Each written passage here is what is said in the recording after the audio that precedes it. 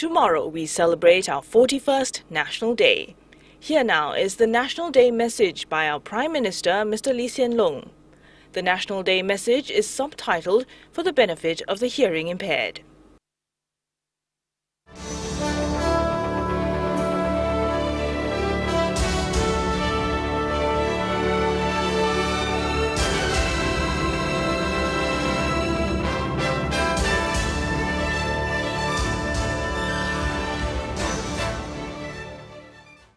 My fellow Singaporeans, good evening. After the past few years upgrading and restructuring our economy, Singapore is in a much stronger position than before. Our strategies are working, and our economy is growing and creating jobs. For the first half of this year, growth was 9.4%. For the full year, MTI has raised our growth forecast to between 6.5% and 7.5%. The strong economy has generated 81,500 jobs in the first half, the highest number in a decade. More than half of these jobs have been taken up by residents. Our efforts to redesign jobs and reskill workers are also helping more older and lower-skilled Singaporeans to upgrade themselves and earn more. The global economic outlook remains positive. The US economy is slowing down. However, this moderation is balanced by stronger growth in Japan and gradual improvements in several European countries, especially Germany. In Asia, the strong momentum of China and India continues to fuel the dynamism and optimism of the entire region. Southeast Asia is benefiting from this, although several countries face political problems which could affect confidence and growth. While the overall outlook is favorable, we must continue to track and anticipate developments around us, especially potential threats to our growth and security. The Middle East is in upheaval. Iran's nuclear program is raising grave international concerns. Iraq is almost in a state of civil war. The fighting between Israel and the Hezbollah and Hamas continues. Singapore hopes that the senseless cycle of violence in the Middle East will be stopped. But if the crisis worsens and disrupts world oil supplies, energy prices will shoot up even higher and trigger a global recession. The WTO Doha round negotiations have stalled. If the trade talks fail, protectionism will grow. As an open economy which depends on free flow of trade and investments, Singapore will be very vulnerable. But our free trade agreements will protect us and safeguard our access to important markets. Bird flu is a real concern. It is a serious problem in Indonesia. Should the virus mutate to spread from human to human across the world, tens of millions may die. We have contingency plans to deal with such a pandemic, but no plan can cover every eventuality. Extremist terrorism remains a threat. Terrorist networks have been disrupted in Malaysia and Indonesia, but some dangerous terrorists are still on the loose, and Singapore is one of their targets. To deal with these and other challenges, we need able and dedicated leaders in every sector. We need a good and effective government to lead the country, and we need Singaporeans to work together to take our nation forward. As a small country, we must accept the world as it is, not as we would like it to be. We must watch closely the changes around us and respond promptly when opportunities or threats emerge. We stand out from our competitors precisely because we react faster and more effectively to new situations.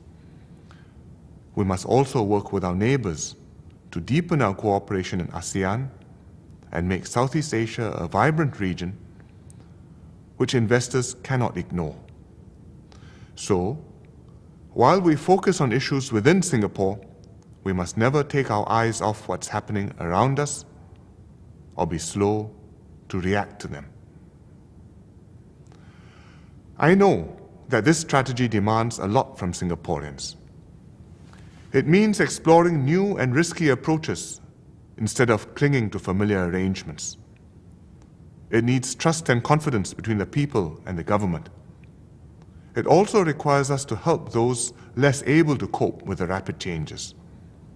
For example, when oil prices rise, electricity costs more to produce, and buses, taxis, and trains cost more to run.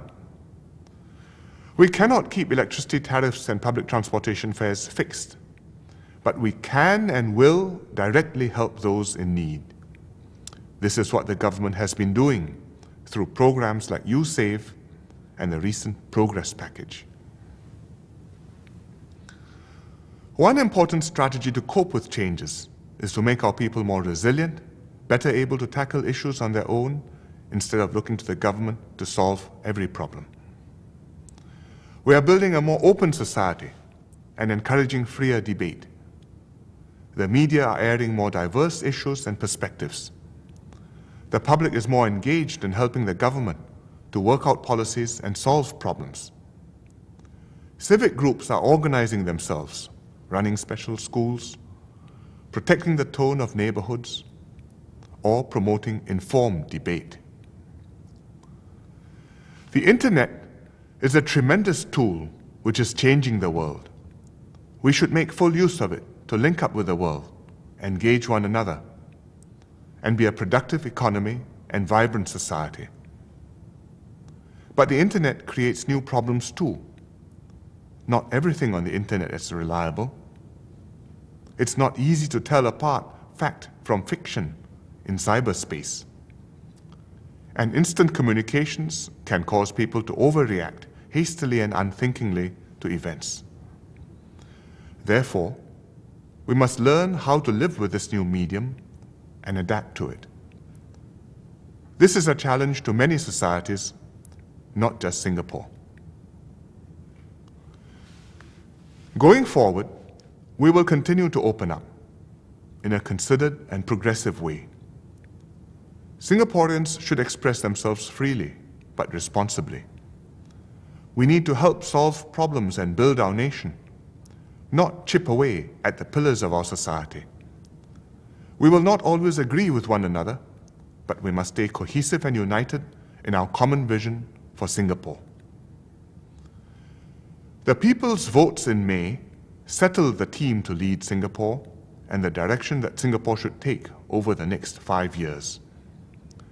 We should now focus on overcoming the problems ahead. At the end of the term, the government will put its record before the people for voters to judge whether their lives have improved.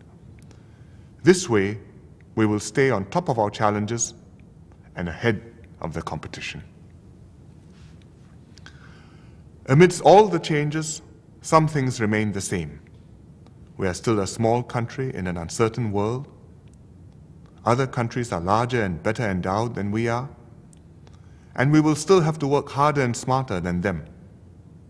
Therefore, as we encourage diversity, we must also strengthen our core and stay together as one people. This will be all the more important for the younger generation. They are growing up connected to the internet and the world, and this new landscape is a natural part of their lives. Young Singaporeans enjoy a first-class education. They have many opportunities to pursue their passions and fortunes, both in Singapore and abroad. We must do more to engage our young and strengthen their roots in Singapore. We must imbue in them the conviction that Singapore is a special and unique place that belongs to them, and that Singapore's future depends on them. They must develop an instinctive obligation to give back to society and enable many more Singaporeans to enjoy the opportunities they do. Many years ago, when Singapore was just a fishing village, our forefathers came here in search of a better life. In 1965, after a period of communist and communal strife, independence was thrust upon us. Suddenly, we were on our own. But we worked hard and built modern Singapore from scratch.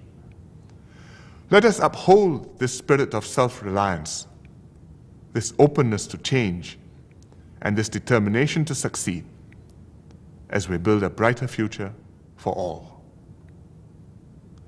I wish all Singaporeans a happy National Day. You've just heard the National Day message by our Prime Minister, Mr. Hsien Loong. There'll be a repeat telecast tomorrow at 11:45 a.m. on Channel 5. The National Day message is subtitled for the benefit of the hearing impaired.